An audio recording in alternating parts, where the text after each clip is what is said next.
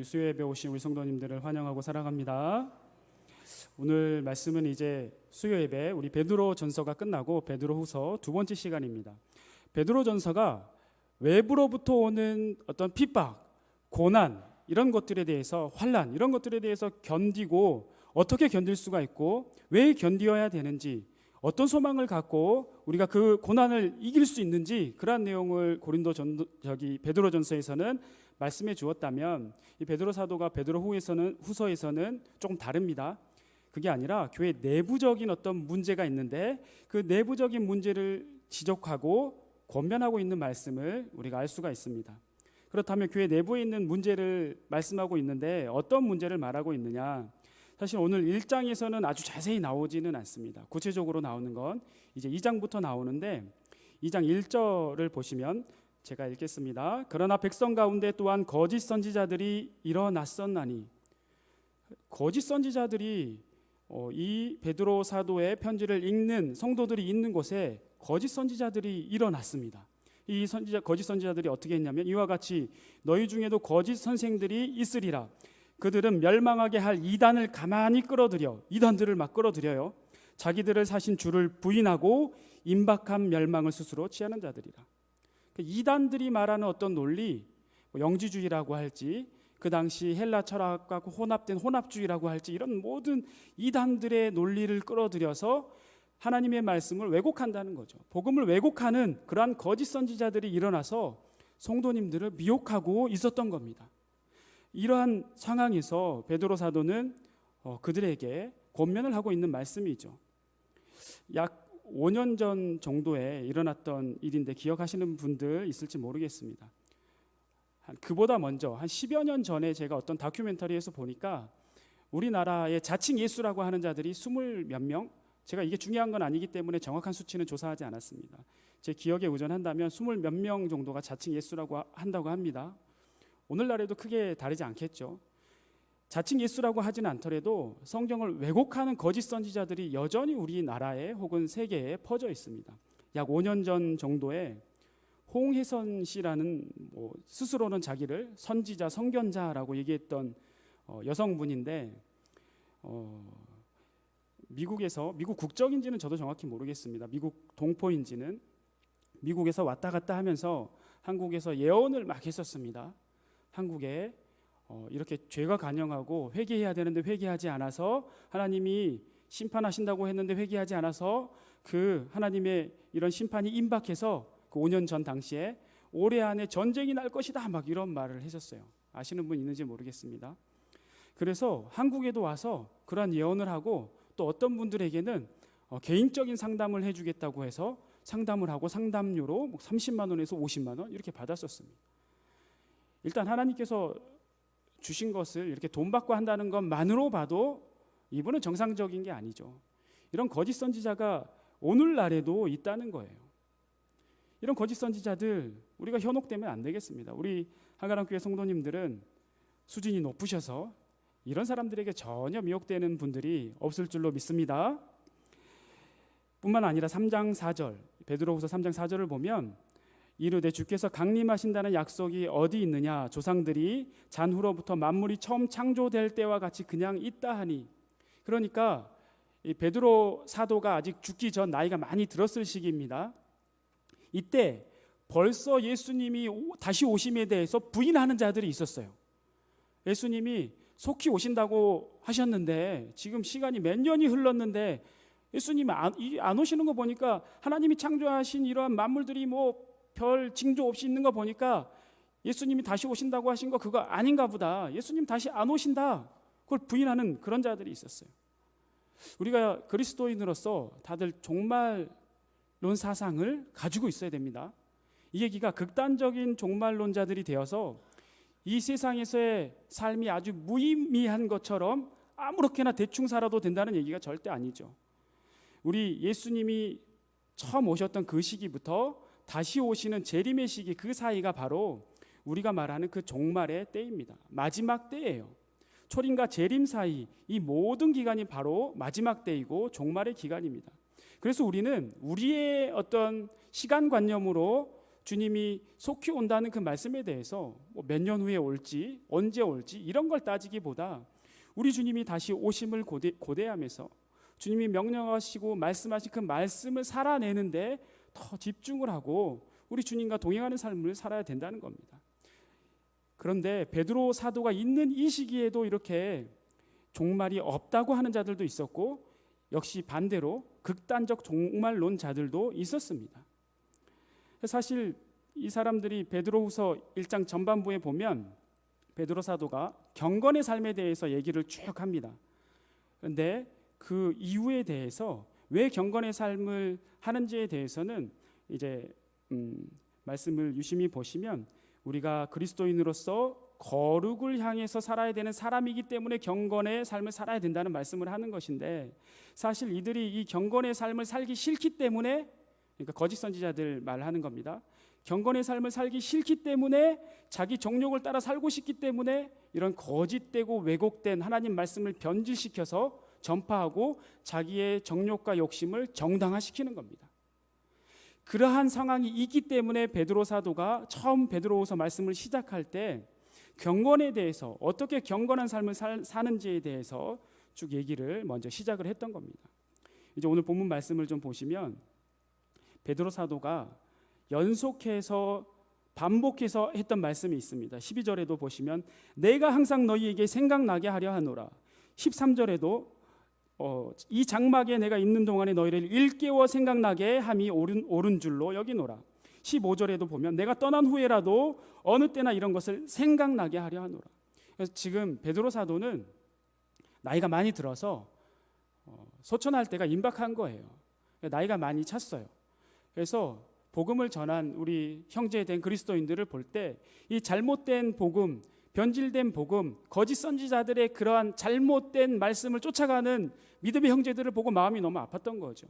그래서 강조해서 당신들 내가 권면하니까 이런 거 잊지 말고 꼭 항상 생각하십시오라고 권면하고 있는 거예요. 여기 지금 이제 번역에는 생각나게 하려고 하노라라고 되어 있지만 어감상 틀린 말은 아니지만 어감상 생각나게 한다고 하면 기억이 나지 않은 어떤 것을 기억나게 기억을 더듬어서 생각나게 한다는 느낌이 날 수 있는데 조금 더 이해하기 쉽게 조금 말을 제가 바꿔보면 기억해야 할 아주 중요한 내용을 꼭 기억하십시오라고 얘기를 하고 있는 겁니다. 그것도 반복해서 연속해서 3번이나. 무엇을 그렇게 강조해서 꼭 기억하고 생각하고 항상 잊지 말고 기억하라고 했는지 오늘 이것을 3가지로 제가 정리를 좀 해볼 텐데 문맥상 이 문맥에서 말하는 생각해야 될 대상을 제가 말씀드리는 건 아니고 본문 전체를 잘 정리를 해서 우리 베드로 사도가 우리에게 오늘날 어떤 것을 꼭 잊지 말고 기억하라고 하는지를 좀 정리를 해보려고 합니다. 첫 번째는 거룩입니다. 거룩. 12절 말씀을 보면 너희가 이것을 알고 있지만 지금만 알고 잊어버리지 말고 그 알고 있는 그것을 항상 기억하라는 거죠.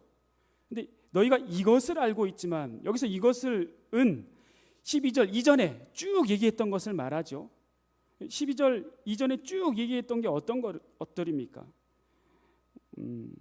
너희에게 믿음의 덕을 덕의 지식을 지식의 절제를 절제의 인내를 이렇게 쭉 나오지 않습니까? 5절에서 10절까지 경건한 자들이 그리스도인들이 거룩하게 살기 위해서는 어떻게 살아야 되는지를 쭉 하고 해주셨던 그 말씀 그것들을 너희들이 당신들이 잊지 말고 지금만 알고 있지 말고 항상 기억하라는 거죠.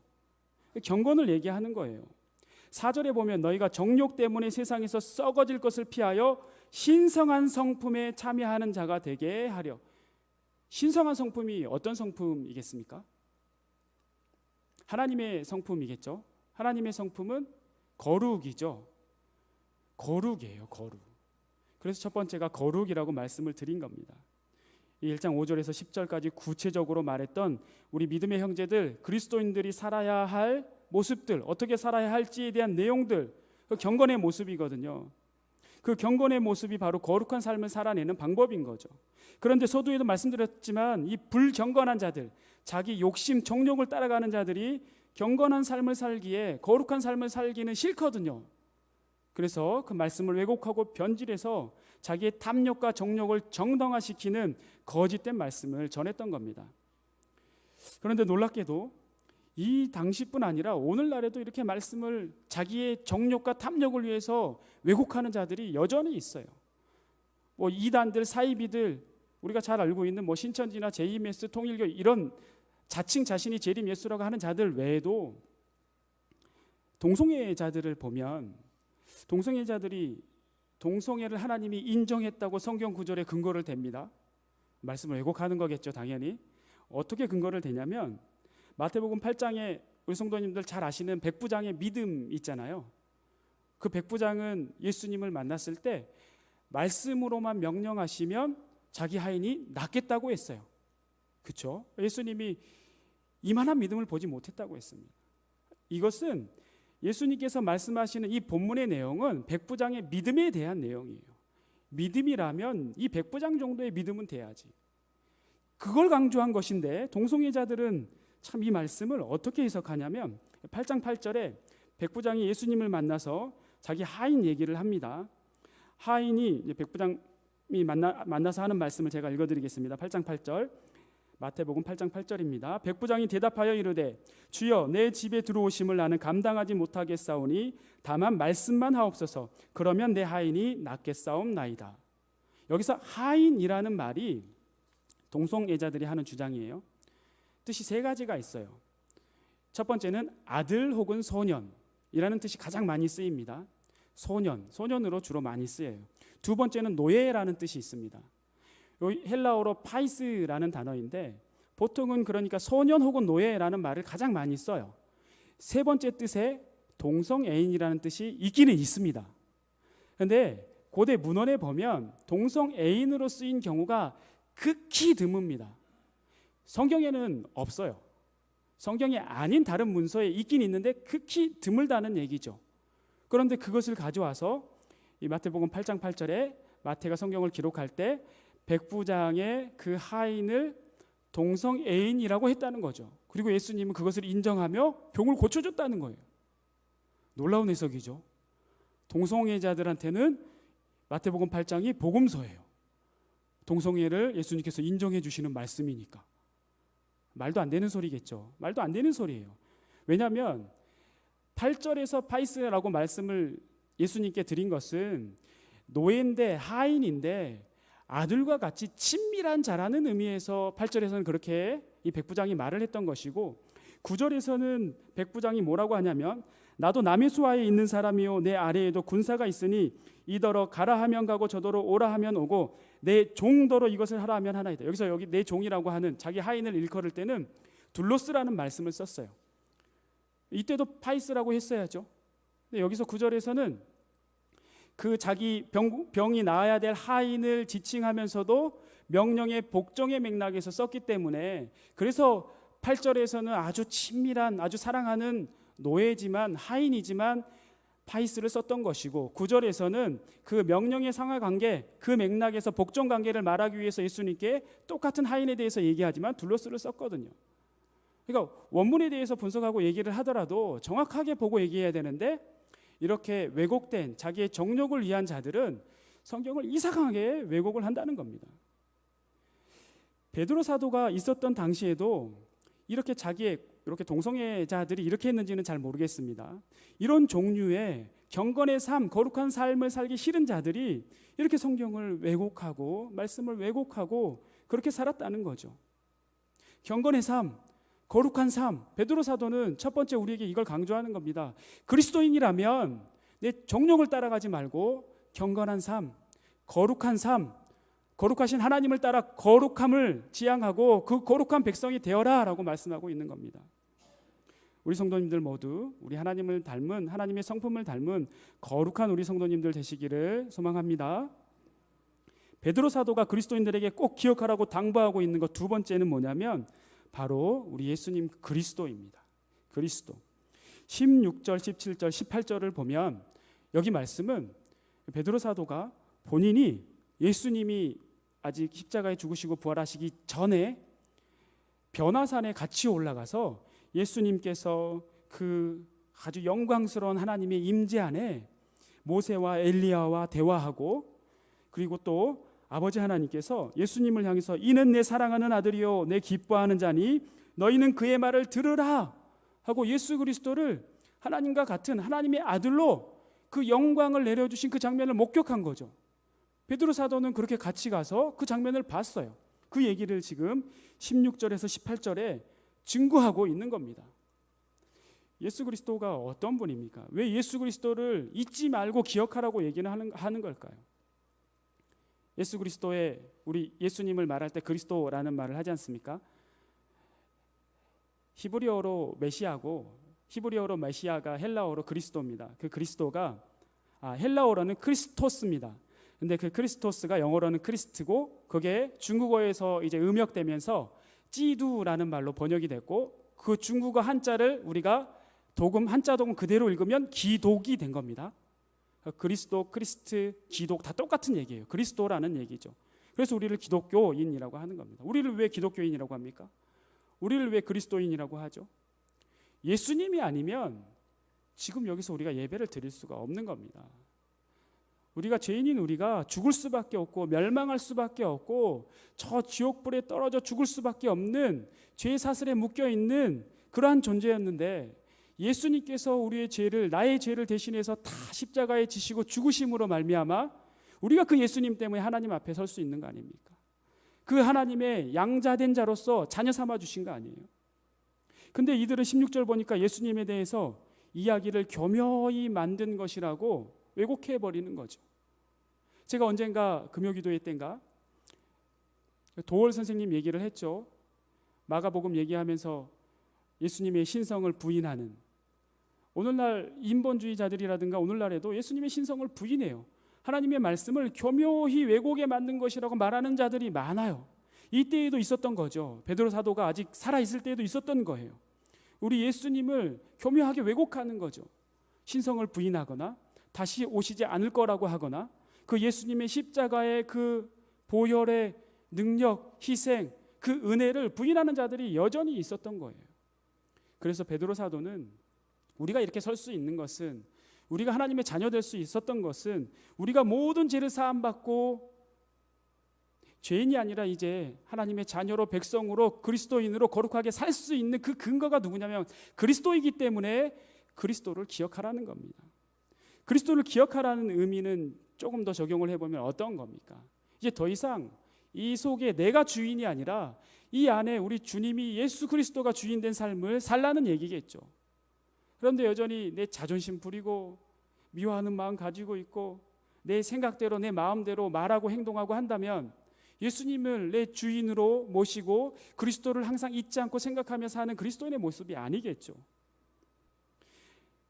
예수님을 믿고 우리가 그리스도인이 되었고 그리스도를 매일 기억하고 잊지 않고 그리스도를 내 안에 주인 되어서 주님과 함께 동행하며 산다면 그렇게 미움에 가득 쌓여 있을 수 없고 내 자존심 내세울 수 없고 내 마음대로 생각하고 행동하고 교만하게 그렇게 살 수 없는 겁니다. 예수님을 대변할 수 있는 말이 뭡니까? 사랑이잖아요. 사랑하시기 때문에 십자가에서 우리를 위해 나를 위해 죽으신 거 아니에요? 예수님이 이 안에 계시면, 주인 되어 계시면 순간적으로 분이 나거나 화가 날 수는 있겠으나 아직 육신의 옷을 입고 있는 우리에게 그게 지속될 수는 없죠. 예수님이 이 안에서 사랑으로 딱 자리 잡고 계시는데 계속 어떻게 우리가 분을 내고 화를 내고 자존심을 내세울 수 있겠어요? 항상 우리 예수님 잊지 마시고 예수님만 이 안에 가득 채워서 예수님의 사랑만 가득 채워서 사시는 우리 성도님들 되기를 소망합니다. 베드로 사도가 우리에게 항상 기억하라고, 꼭 기억하라고 당부한 세 번째는 바로 하나님의 말씀입니다. 말씀. 오늘 본문 말씀 19절 말씀을 같이 한번 읽어보겠습니다. 19절 말씀 시작. 또 우리에게는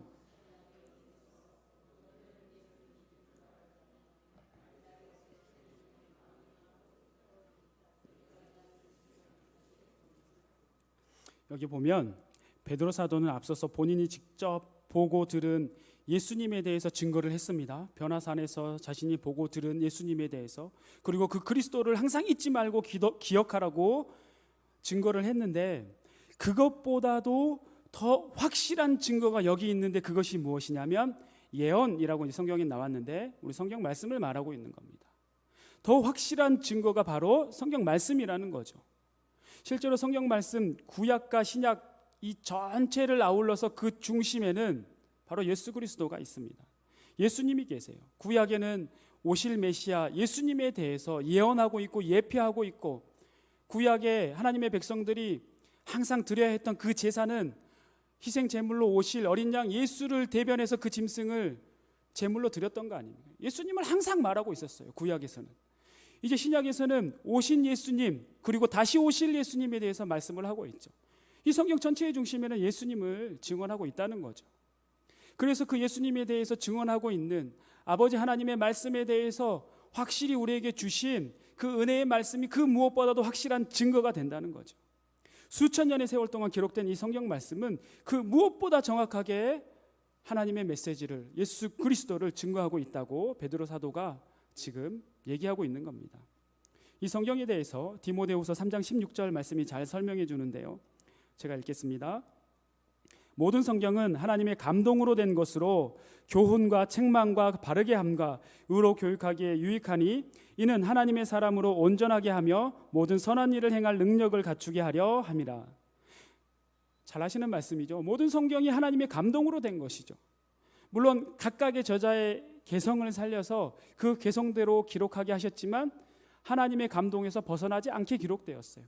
다 하나님의 감동으로 기록되어서 이 성경을 우리를 하나님의 백성답게 태초에 창조하신 그 하나님의 형상을 닮은 하나님의 자녀로 온전하게 만드는데 유익한 말씀이라는 거죠. 살아서 역사하는 그 하나님의 생명력이 있는 말씀이라는 거예요. 이 말씀을 반드시 매일매일 잊지 말고 기억하라고 베드로 사도는 세 번째 당부하며 기억하라고 말씀하고 있는 겁니다. 19절에 나오는 샛별, 새벽별, 샛별은 새벽별이라고 할 수 있습니다. 이 새벽별에 대해서 성경의 다른 부분을 제가 참고로 말씀을 드리면 계시록 2장 28절에 보면 내가 또 그들에게 새벽별을 주리라. 계시록 22장 16절에 보면 나 예수는 교회들을 위하여 내 사자를 보내어 이것들을 너희에게 증언하게 하였노라. 나는 다윗의 뿌리요 자손이니 곧 광명한 새벽별이라 하시더라. 새벽별이라는 것은 예수님을 상징해요. 19절에 나온 샛별이라는 것은 예수님을 상징하죠. 그래서 바로 이 말씀은 그리스도에 대해서 베드로가 내가 보고 듣고 함께하면서 확실히 그분이 하나님이시라는 것을 증거할 수도 있지만 더 확실하게는 이 성경 말씀이 정확하게 우리를 증언해 주기 때문에 이 장에 나오는 그 거짓 선지자들 어떠한 유혹과 현혹에도 넘어가지 않도록 등불과도 같이 비추어 길을 인도하는 이 말씀을 의지해서 샛별이 떠오르기까지, 그러니까 예수님이 다시 오실 때까지 이 거짓되고 헛된 유혹에 왜곡된 말씀 따라가지 말고 이 말씀 의지해서 이 말씀 기억하라는 거죠. 그 예수님 오실 때까지 예수님 고대하며 이 말씀 의지하고 기다리라는 거예요. 그 말씀을 베드로 사도가 하고 있는 겁니다. 그리고 더불어서 20절 말씀에 이 성경 말씀을 사사로이 풀면 안 된다라고 얘기하고 있습니다. 그렇죠. 말씀을 사사로이 풀면 안 됩니다. 백부장의 믿음이 좋음을 강조하기 위해서 말씀하신 본문인 마태복음 8장 말씀을 동성애자들은 이 본문을 가지고 예수님께서 동성애를 인정한 것이다 라고 이렇게 사사로이 푸는 것처럼, 물론 우리 성도님들은 그렇게까지 푸는 분들은 한 분도 안 계실 줄로 믿습니다. 그러나 우리가 말씀을 생각할 때 정확히 모르면서 사사로이 풀거나 내 마음대로 해석하거나 내 마음대로 적용하는 경우가 있을 수 있습니다. 그러면 안 된다는 얘기죠. 사랑하는 성도님들, 성경을 잘못 해석하는 것도 또 혹시라도 그런 일을 방지하기 위해서라도 교회에서 성경 공부 있으면 성경 공부 참여하십시오. 만약 성경 공부 반이 꽉 차 있다면 교육자들에게 성경 공부 더 만들어 달라고 요청하세요. 하면 되잖아요. 그리고 그 성경 공부에서 막 어려운 질문 다 하세요. 뭐 교육자라고 해서 다 알지는 못하겠지만 그렇게 하시면 더 준비하고 더 노력해서 바른 말씀을 가르치기 위해서 더 노력하지 않겠습니까? 행여라도 교회 외에 담임 목사님 혹은 적어도 담당 교육자 모르게 어디 이상한 데 가셔서 성경 공부를 하시거나 그런 집회를 찾아가거나 그런 데 가시면 절대 안 됩니다. 신천지나 이단일 가능성이 상당히 높아요. 안 그럴 것 같지만 많은 교회들이 왜 신천지에 넘어지고 왜 많은 사람들이 거기에 현혹되어서 빠져나가겠어요? 나는 안 그럴 거다 장담하시면 안 돼요. 절대 그러한 유혹이 있고 그러한 이야기가 나왔을 때 교회의 교육자 모르게, 담임 목사님 모르게 그렇게 절대 가시는 분이 한 분도 있어서는 안 됩니다. 그렇게 개방되지 않게 그렇게 폐쇄적으로 하는 성경 공부는 거의 100%예요. 잘못된 곳이에요. 그런 데는 절대 가시면 안 된다는 거죠. 말씀드린 대로 우리 교회에 있는 성경 공부만 적극적으로 참여하시고 또 평상시의 삶 속에서도 말씀을 주야로 묵상하면서 우리 베드로 사도가 이렇게 권면하는 대로 이 말씀을 잊지 않기 위해서 항상 말씀을 묵상하고 생각하고 기억하는 우리 성도님들 되기를 바랍니다. 오늘 말씀을 정리해 보면 오늘 베드로 사도가 성도들 가운데 거짓 선지자들의 가르침에 현혹된 자들을 보고 그렇게 현혹된 거 따라가지 말고 잘못된 복음, 잘못된 말씀 따라가지 말고 거짓 선지자들 유혹하는 거 따라가지 말고 내가 말하는 거 이거 여러분 기억하십시오. 이거 당부한 것 꼭 여러분 기억하세요 라고 말한 것 세 가지. 첫 번째 거룩함, 그리스도인으로서 경건하게 사는 거룩한 삶. 두 번째는 우리의 생명 되신 그리스도 아니면 우리가 어떻게 구원받고 어떻게 영원한 생명, 새 생명을 받을 수 있겠습니까? 우리에게 새 생명 허락하신 그 그리스도를 날마다 한시라도 잊지 마십시오. 세 번째, 그리스도를 확실하게 증거하고 있는 보다 확실한 증거인 하나님의 말씀, 이 성경을 잊지 말고 주야로 묵상하며 다시 오실 예수님을 기다리십시오 하신 말씀을 우리 성도님들 꼭 기억하시고, 우리 사랑하는 우리 한가람 교회 성도님들 항상 말씀에 의지하시고 또 그리스도 예수님 잊지 마시고 십자가의 은혜 잊지 마시고 예수님이 나의 주인이라는 거 기억하면서 예수님을 닮아 경건하고 거룩하게 예수님의 사랑만 가득 채워서 그러한 삶 살아내는 우리 한가람 교회 성도님들 다 되시기를 축원하고 축복합니다.